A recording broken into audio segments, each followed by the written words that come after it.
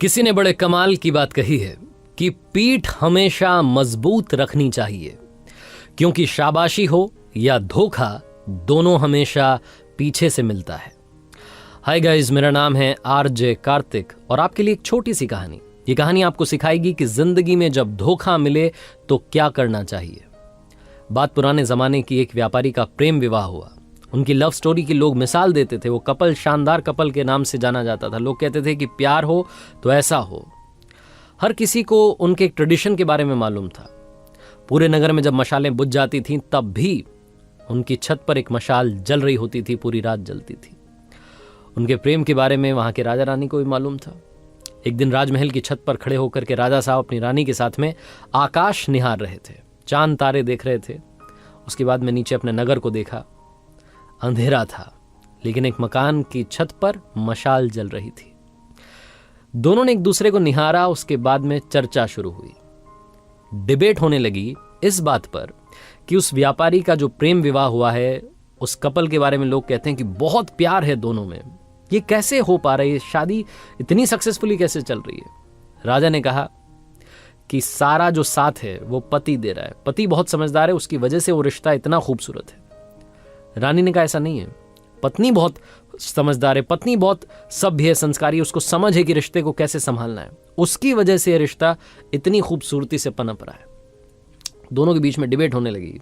राजा ने कहा वाद विवाद करने से कुछ नहीं होगा, एक काम करते हैं, एक छोटी सी परीक्षा रखते हैं। रानी ने कहा ठीक है, क्या करना है बताइए। राजा ने कहा हम व्यापारी की भी और उसकी वाइफ की भी परीक्षा लेंगे और मालूम करेंगे कि दोनों के बीच में वाकई में प्यार है कि नहीं है। एक आइडिया इन्होंने तैयार किया। रानी ने अपनी एक दासी को अगले दिन व्यापारी के पास भेजा, अपने एक संदेश के साथ में, एक मैसेज के साथ में।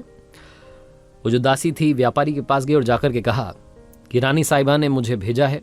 और रानी साहिबा कह रही हैं कि अगर आप, मुझे कहते हुए थोड़ा सा हिचक हो रही है।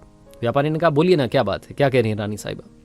तो दासी ने कहा कि रानी साहिबा कह रही हैं कि अगर आप अपनी पत्नी की हत्या कर दें तो रानी जी आपसे शादी करने के लिए तैयार हैं। वो आप पर मंत्रमुग्ध हो गई हैं, आपसे मोहित हो गई हैं। व्यापारी ने कहा कि आप मेरी तरफ से उनसे माफी मांगिएगा और उनसे कहिएगा कि 1000 रानियां भी आ जाएं तब भी मैं अपनी पत्नी को नहीं त्याग सकता, जिंदगी भर उसके साथ रहूंगा, उसकी रक्षा करूंगा। वो दासी ये मैसेज लेकर के वापस रानी के पास आई। अब की बार जो थी बारी वो राजा की थी और अब टेस्ट होना था उस व्यापारी की पत्नी का।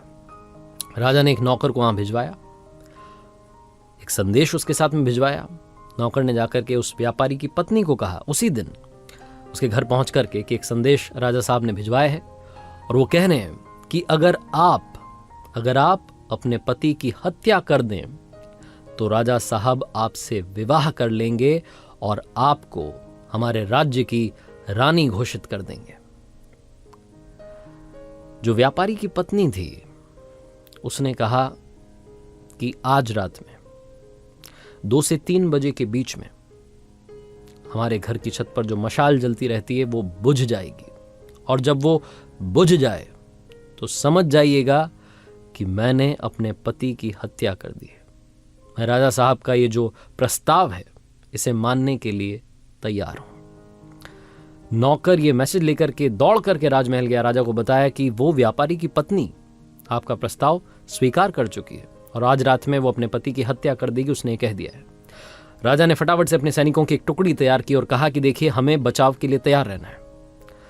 जैसे वो मशाल बुझेगी फटाफट से उस व्यापारी घर में जाना है, उसको बचाना है, उसकी जान बचानी है। सबने कहा ठीक है।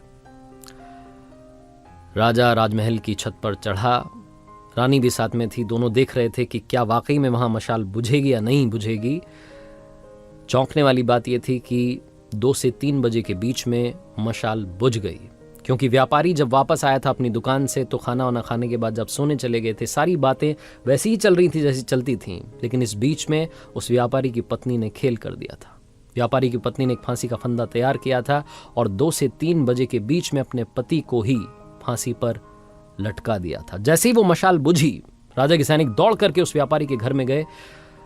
व्यापारी की पत्नी को तो गिरफ्तार कर लिया, लेकिन उस व्यापारी की जान को नहीं बचा सके। उस रात राजा को नींद नहीं आई।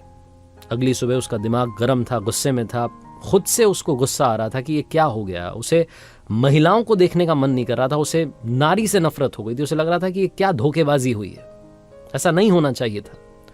बहुत गुस्से में था। जो उनके राज्य का सबसे बुद्धिमान मंत्री था, जो सबसे बड़ा मंत्री था, उसको बुलाया और कहा कि सुनो, अभी जंगल में जा रहा हूं शिकार के लिए, वापस आऊंगा शाम में, तब तक हमारे नगर में जितनी महिलाएं हैं सबके गले कटवा दो, सबको फांसी पर लटकवा दो, ये मेरा आदेश है और आपको मानना होगा।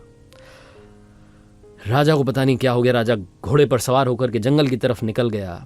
यहां मंत्री के होश उड़ गए। उसे समझ नहीं आया कि ये क्या हो रहा है। राजा साहब ने क्या उलूल जुलूल सा आदेश दे दिया, उन्हें महिलाओं से नफरत हो गई।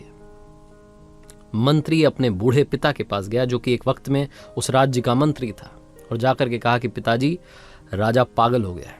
राजा कह रहा है कि जितनी भी नारियां हैं, जितनी महिलाएं हैं, उन्हें खत्म कर दो। उसे नारी जाति से नफरत हो गई। वो जो बूढ़ा पिता था उस मंत्री का, उन्होंने कहा कि बेटा एक काम करो, सबसे पहले तो तुम छुप जाओ, क्योंकि राजा आएगा तो गुस्सा तुम पर निकालेगा।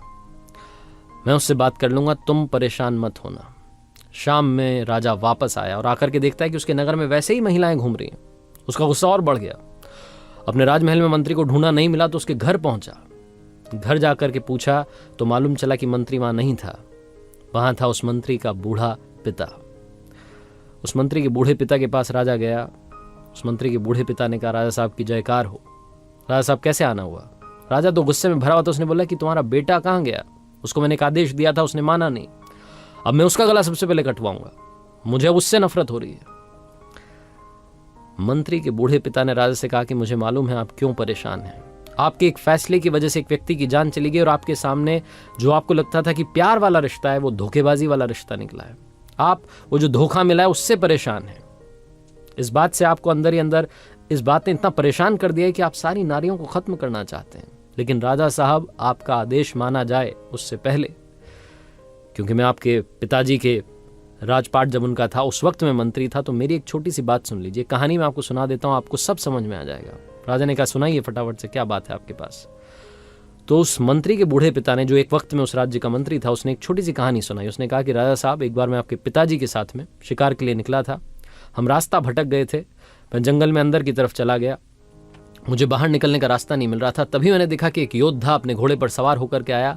उसने रस्सी मुझ पर फेंकी और मुझे बांध करके अपने साथ ले गया। मुझे पता नहीं था कि कहां ले जा रहा है। मुझे कब्रिस्तान में लेकर के गया।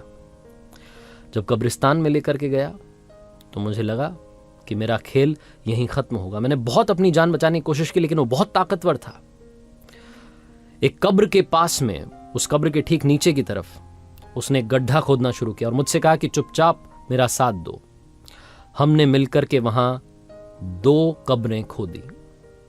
मुझे तो समझ में आ गया था कि एक में तो मुझे दफनाया जाएगा, मेरी मौत होने वाली है। दूसरी में किसको दफनाया जाएगा मुझे पता नहीं था। वो जो योद्धा था, वहीं पास में खंडहर था। फटाफट से दौड़ के गया उसकी छत पर।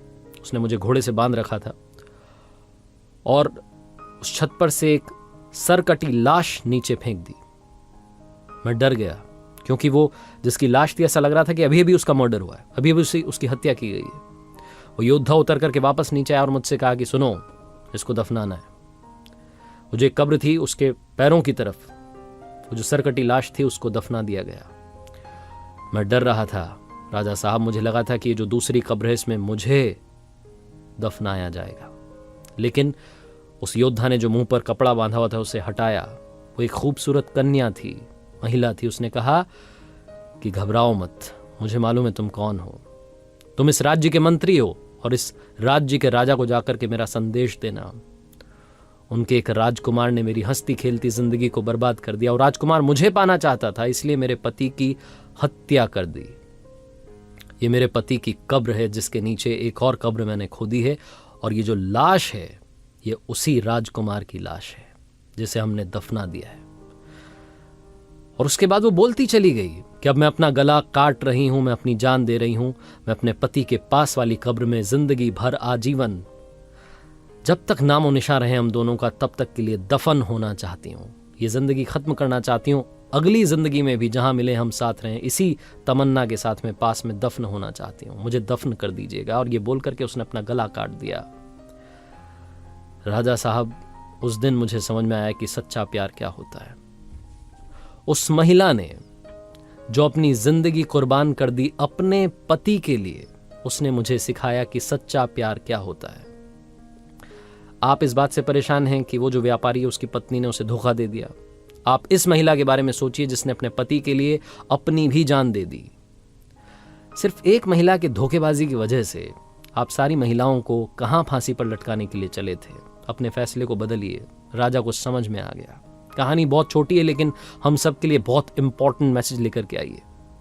हम सब लोग जिनको कभी ना कभी धोखा मिला है, हम अंदर से टूट जाते हैं। हमें लगता है कि ये लड़का ये लड़की खराब है। सारे लड़के खराब होते हैं, सारी लड़कियां खराब होती हैं। किसी एक व्यक्ति की वजह से जिसने आपको धोखा दिया है, बाकियों को भी उसी तराजू में तौलना बंद कीजिए। जिंदगी में हमेशा हमेशा याद रखिए कि अगर बुरे लोग इस दुनिया में हैं तो अच्छे लोग भी इस दुनिया में हैं। और अगर आपका एक रिश्ता टूट गया, आपको एक जगह से धोखा मिला है, इसका मतलब ये नहीं है कि आपको हमेशा ही धोखा मिलेगा। जिंदगी में प्यार जरूर मिलेगा, ये विश्वास रखिए।